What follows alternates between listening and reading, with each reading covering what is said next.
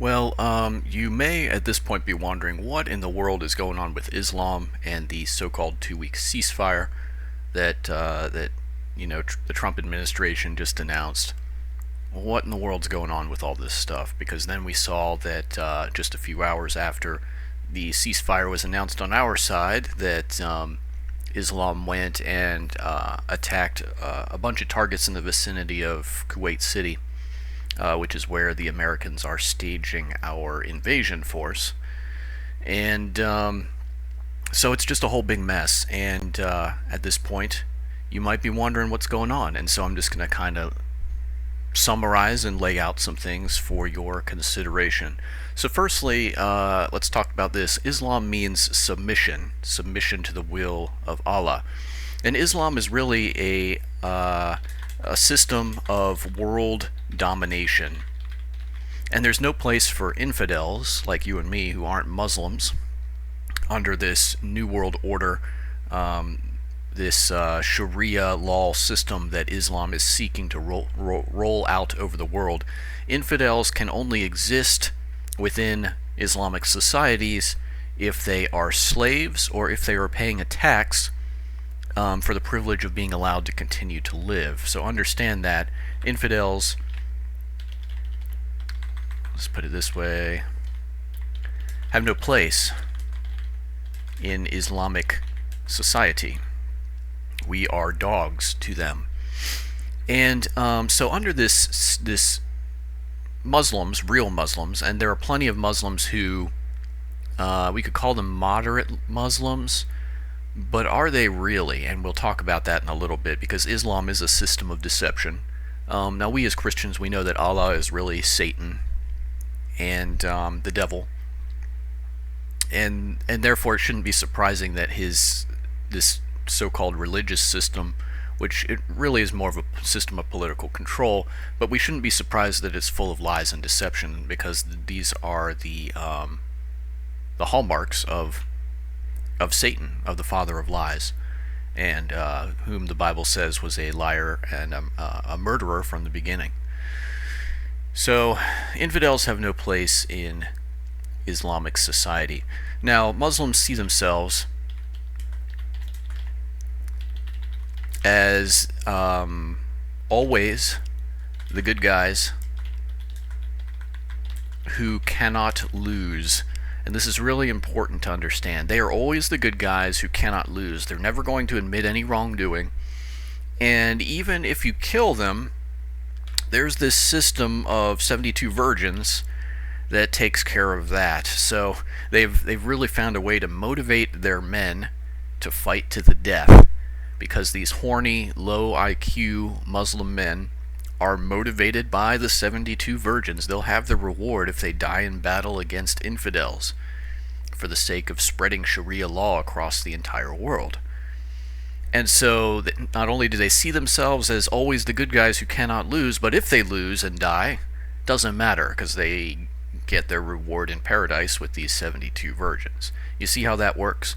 So Islam has really sort of figured out the best ways to push these Muslim men's buttons and to motivate them. And this is, Islam. We know it's an evil, it's a wicked system. It's disgusting. We know that Muhammad was a pedophile. We know that he was very bloodthirsty and he was a murderer. And he had numerous women in his harem, and he was also just kind of an idiot.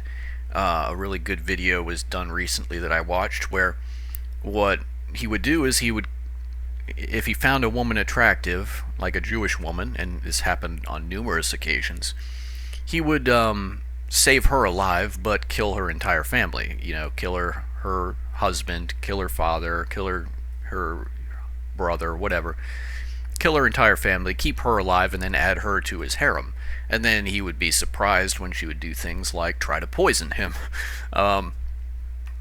because he was just kind of an idiot.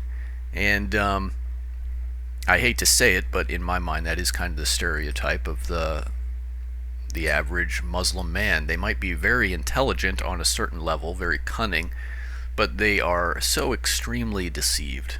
It is really sad. And let's be very clear, Iran is most definitely a system of evil. Here's something that the mullahs teach. Sex with animals is okie dokie. Sex with animals is completely fine. This is what the mullahs of Iran teach, as long as you kill the animal afterwards and feed it to infidels. So this stereotype of Muslim men, getting it on with goats it's not really a stereotype. It is a reality. It's something that is permissible in this very disgusting patriarchal man-centric society where the men see themselves as being at the top of their society, and they're willing to sacrifice women and children to further their agenda, and they're basically crusade against the rest of the world in order to spread this Sharia law. At this point, we should probably look at this little graphic, which I came across. This was not something I came up with, but I came across it this week, and it's really good, and it's worth talking about. So learn 5 words. These are words from Islam. Learn 5 words and save the world. Now, let me say this. Islam is just one evil in the world.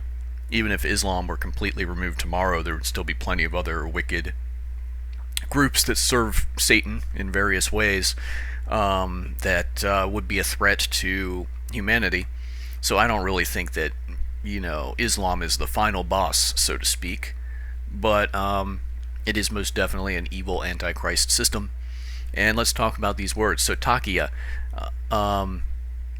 tactical deceit for the purpose of spreading Islam. This is what you see Muslims doing at press conferences after terror attacks when they pretend to denounce the killers.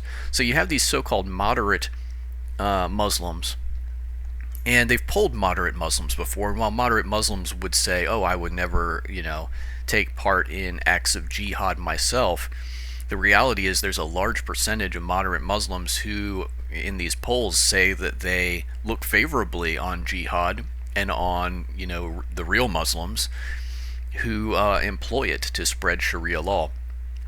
And so when we say that Islam means submission, they are trying to bring Sharia law, which is the system of world peace, to the world, but it is peace through domination.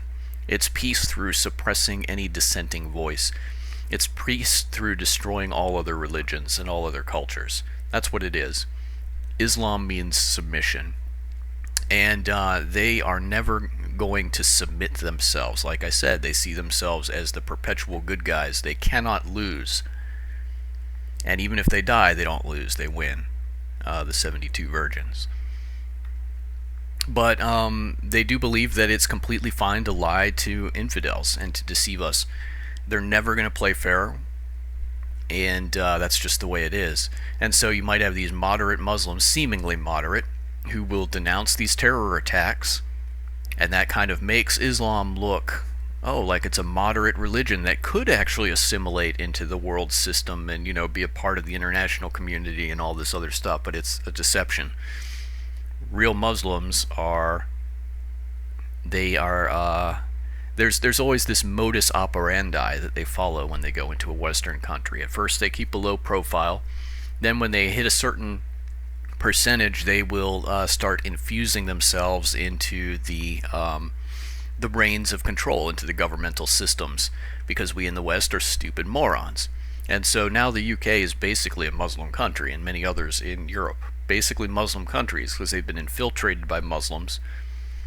They have bent over backwards to accommodate the Muslims, and now there's areas in those nations where the police won't even go because they're under Sharia law, and it's just not safe for Westerners in those places anymore.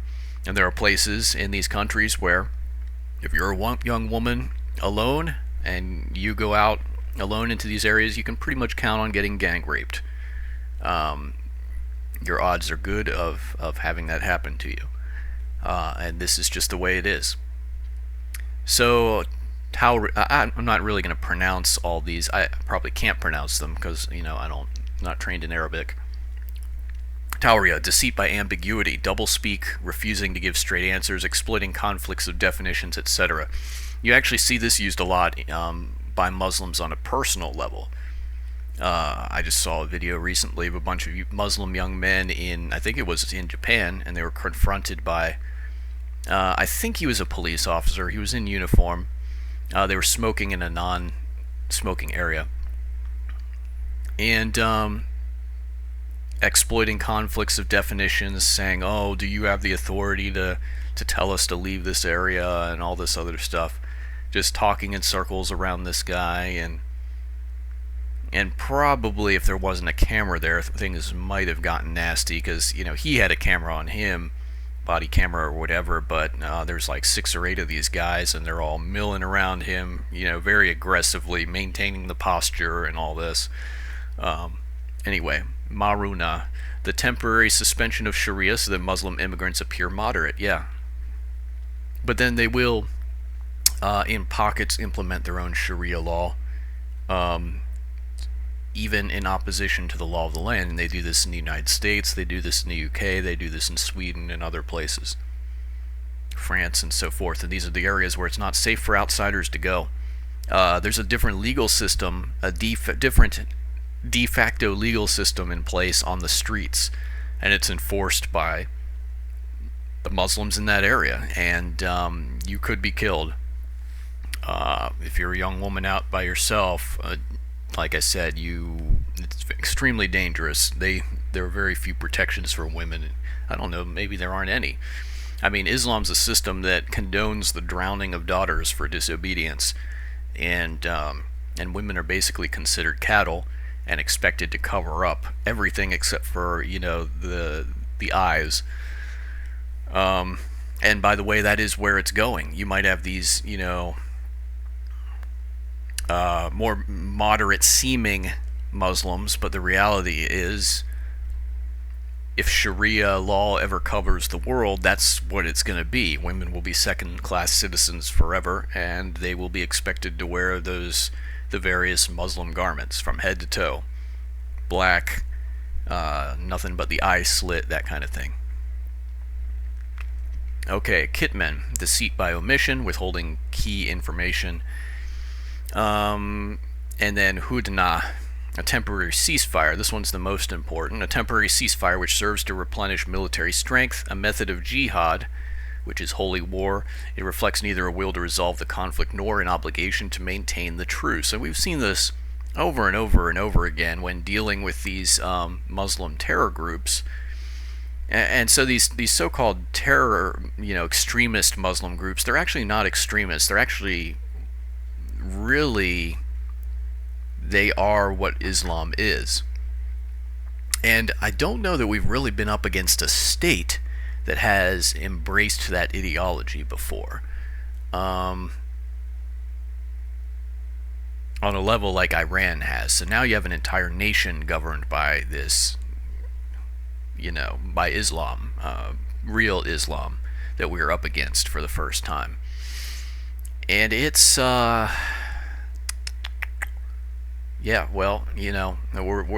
we're seeing this right now, a temporary ceasefire which serves to replenish the military strength, because as they see it, they're always the good guys. They're always going to win. They cannot lose. Even if they get temporarily knocked down, a ceasefire is useful to take the heat off for a little while until they can rebuild their strength and get back to attacking the infidels. And that's just the way it's going to be.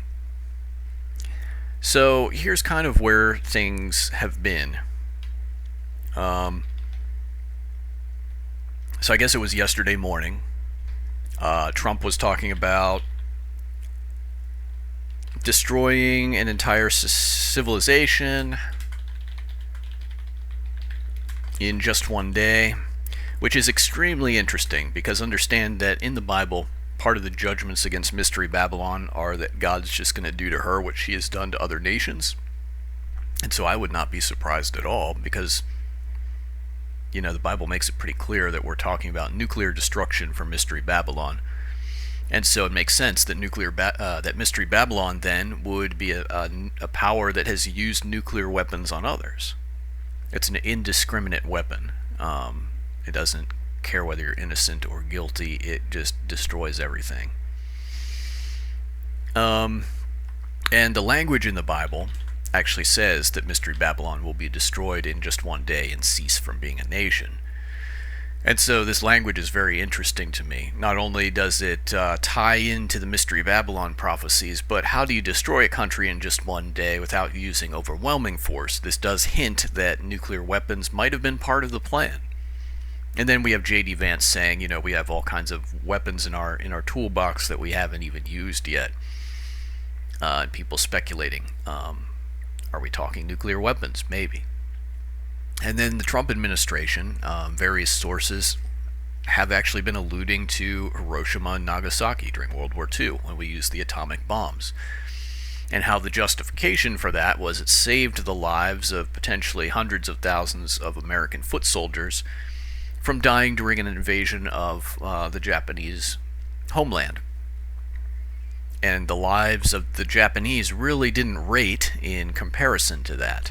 Now, as a student of history, I will say that that is one of the issues of one historical event that is greatly debated in universities and in the historic in the community of historians.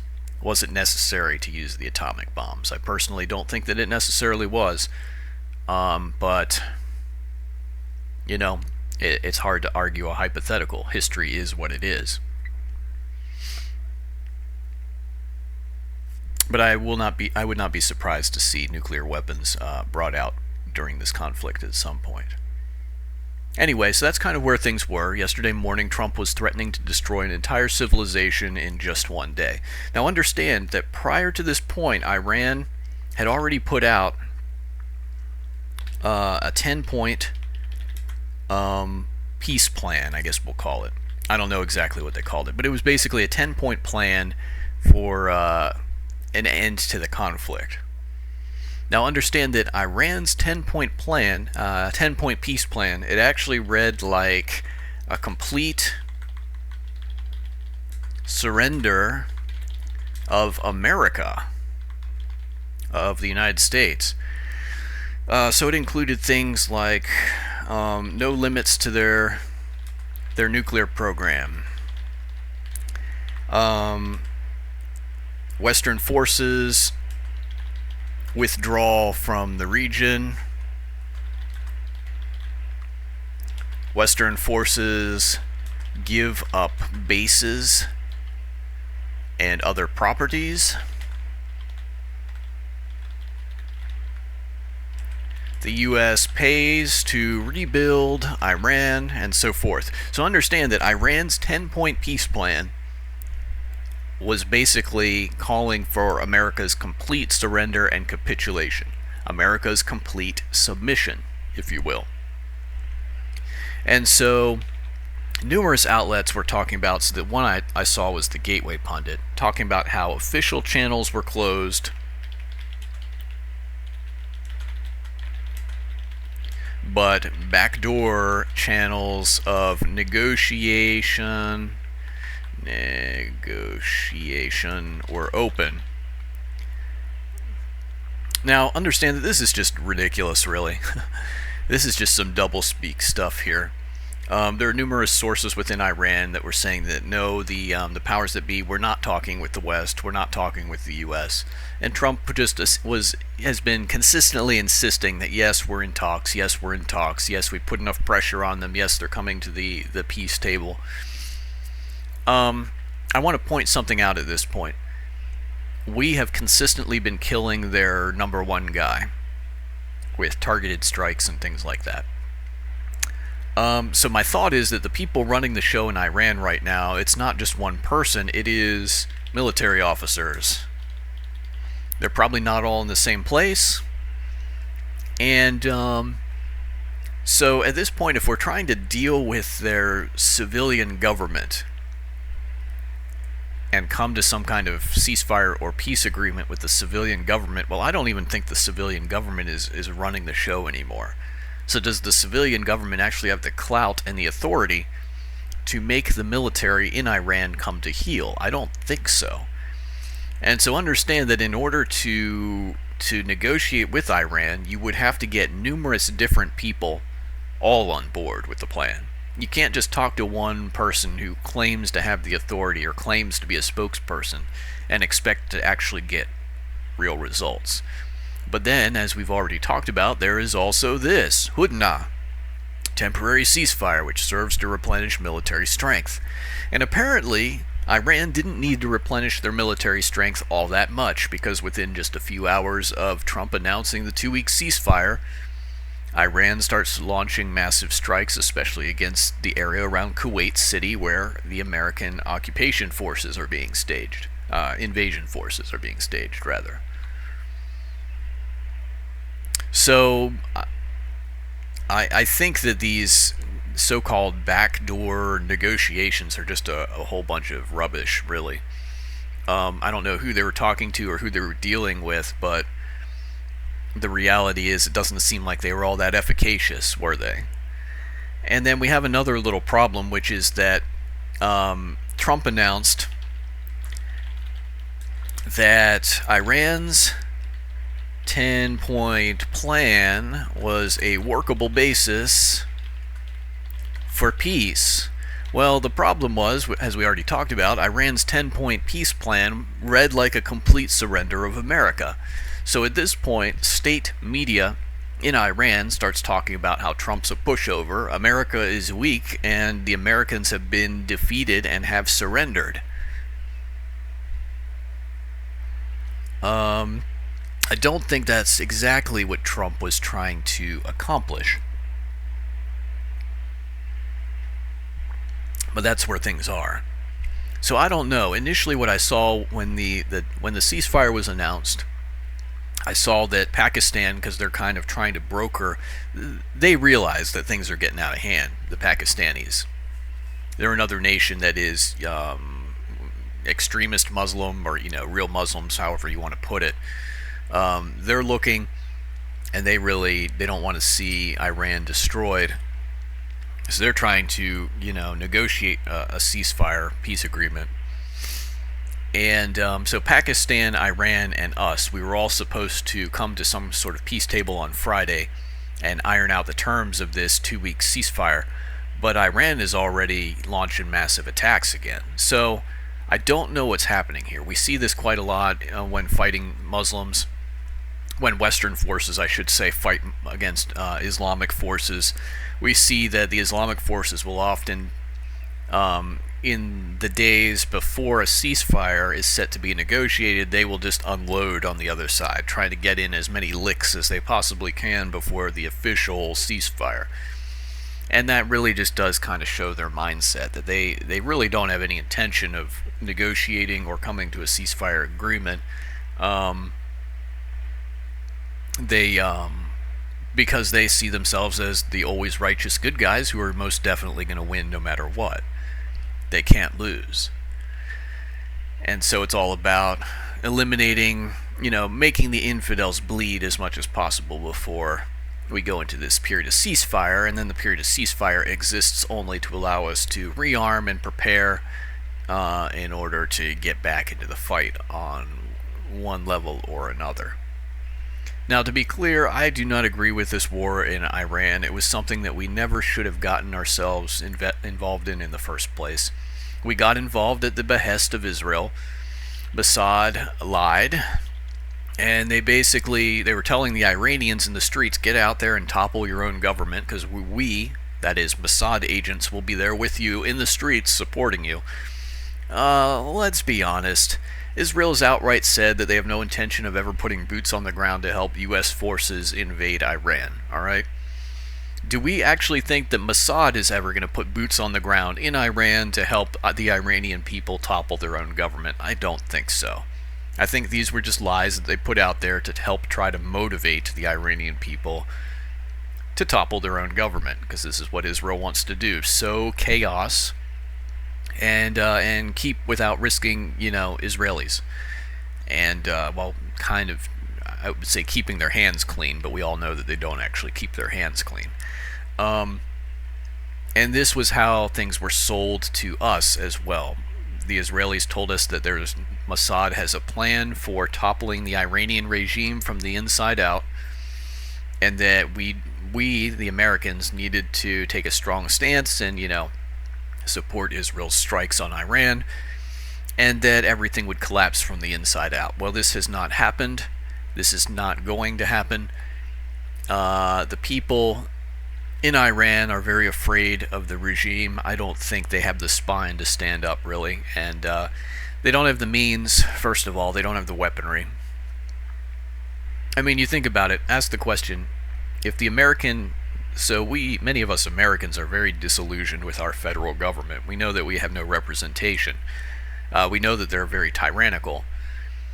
So if you ask the question, how would American citizens overthrow the U.S. federal government? Well, the average American citizen would have no clue where to even begin. They live in the suburbs, and these military bases are entrenched in the mountains and in wilderness places, and then there's, D.C. and these cities that have large police forces and National Guard units and so forth. And it's the same way in Iran. How do you really expect unarmed people? Because here in the U.S., at least we have guns, but in Iran, the people are unarmed. How do you expect unarmed people to topple a military? I'm not saying it's not possible with the right mindset, with the right training for these people, and maybe with some aid and assistance and, us dropping weapons in and stuff like that. But I don't know that we're really giving them any kind of resources to be able to do that. So thinking that, the people of Iran are going to topple Iran from the inside out, I just don't see that happening. But it was the lies of Israel that got us into this in the first place, and I believe that there's also some leverage, blackmail being applied to Trump, one way or another. There's two possibilities there. Oh, Trump, what a cute little granddaughter you have. It'd be a shame if she got, shot or stabbed in the street, or, given the Charlie Kirk treatment. So that's a pretty powerful point of leverage right there. We do have Netanyahu at one point giving Trump a golden pager. I mean, come on, that is a veiled threat. There's no other way to look at it.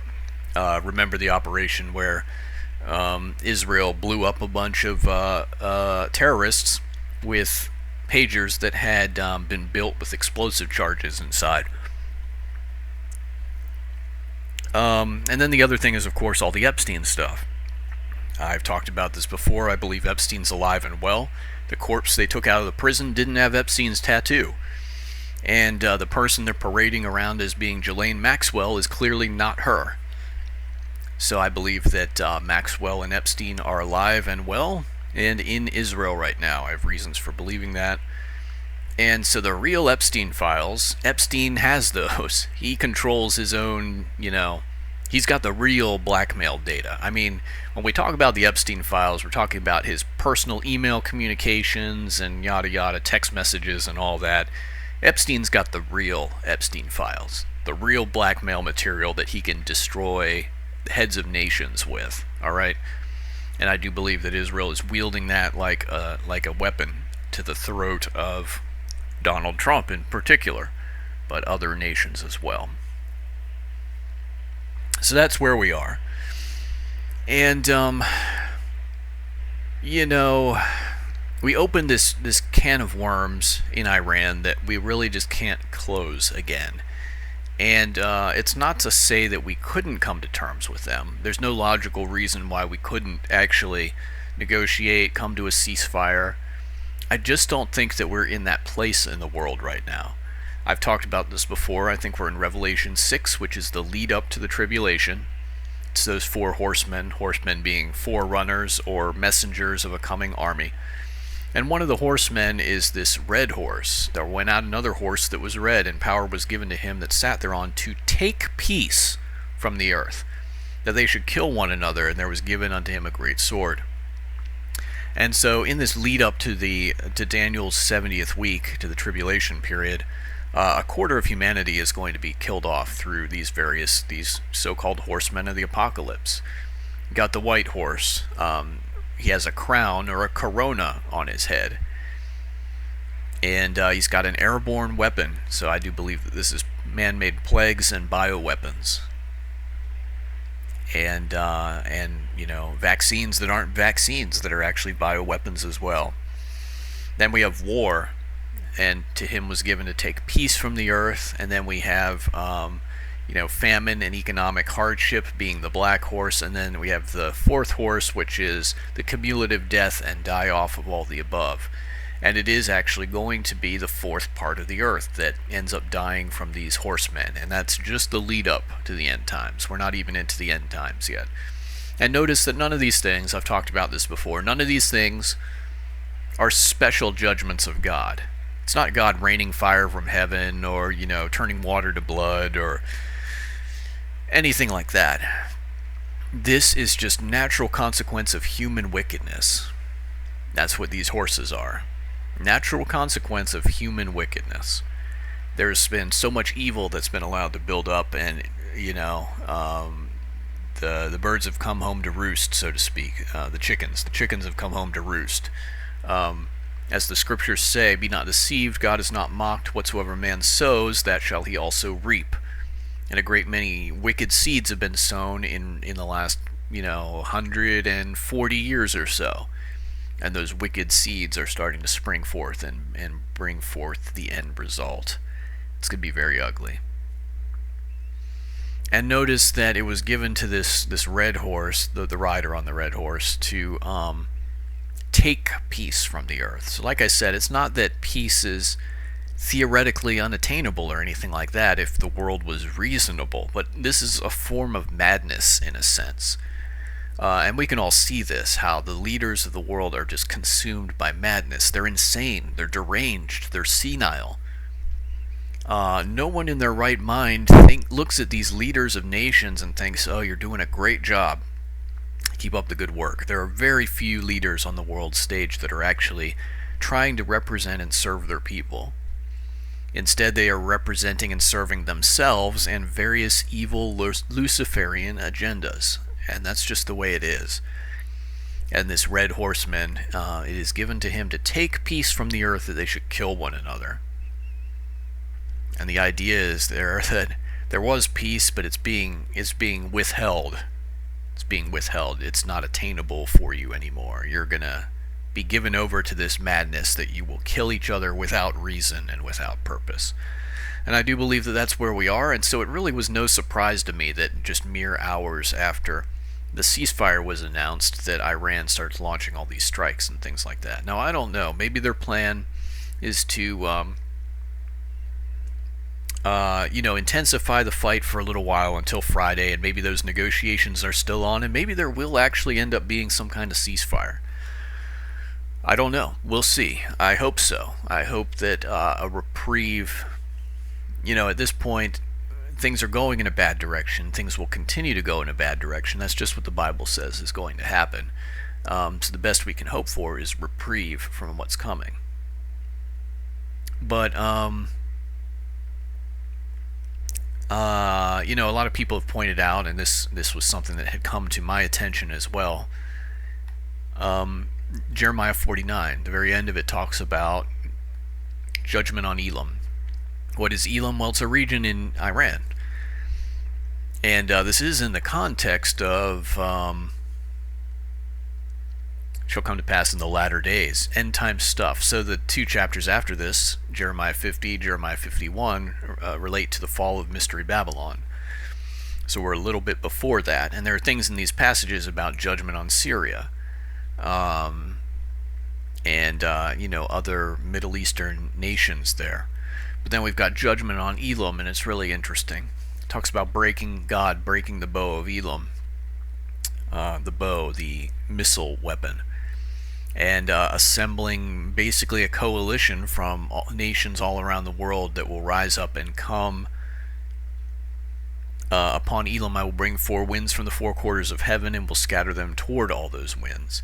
There shall be no nation whither the outcasts of Elam shall not come. If this is talking about end times Iran, which we're in the end times now, and if that's what's going on here in this passage of Scripture, is indeed about what's going on in Iran right now, then we can expect an escalation. We can expect a coalition to form against Iran, and we can expect the destruction of the civilian population and infrastructure to be so bad that the refugees end up scattering to all the nations of the earth and fleeing their own country.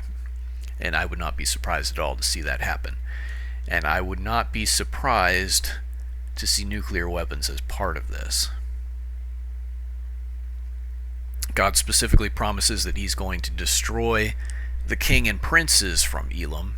That would be the ruling class, the religious leaders, the mullahs, the Ayatollah, yeah. Like I said, I'm not good at pronouncing Muslim names. I'm a writer. I'm not really a speaker. But, and we've seen some of that happen already, seemingly. And then specifically one of the purposes of doing this and destroying that nation is so that the gospel can shine to the people of Iran. So I don't know. I mean, you can't be dogmatic about prophecy because you don't know. Like, we know that prophecy will be fulfilled, but not necessarily when. And so it's hard to say with certainty, yes, this situation we're seeing now is most definitely this in Jeremiah 49. But for whatever reason, I was shown this passage prior to what started happening in Iran. And other people have come to me and said the same thing, that they think that this passage does relate to what's going on, independently, without me soliciting that or saying anything about it first. And so I do think that there is something to that. I do think that this passage may be referring to what's going on in Iran right now. And if that's the case, we will see an escalation and a complete destruction and dismantling of Iran and the people scattered to the four winds. We'll see. Time will tell. But my point being, in light of this, you can't reason with Islam. You can't negotiate with Islam. You can't trust Islam. When they give their word to infidels, they never expect, they don't feel bound to keep that. There's nothing, their system is a system of lies and deception. There is no honor there. There is no integrity there. There's no truth there. Don't expect to be able to come to some kind of accord with people like this.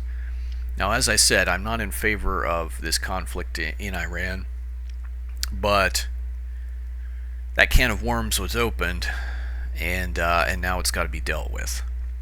And you know, it's just going to be a mess no matter how we look at it. Well, anyway, I just wanted to put that out there to kind of update you on what's going on, because there is a lot of deception, there's a lot of messed up analysis of what's going on there, and you know, obviously the Trump administration is putting out a very optimistic prognosis of what's going to happen, but I think that they are deluded and deceived at this point, and I don't think we're going to be coming to the end of this thing, not without some serious escalation first. But that's my take on it. Hope you found this interesting and thought-provoking at least, and have a good one.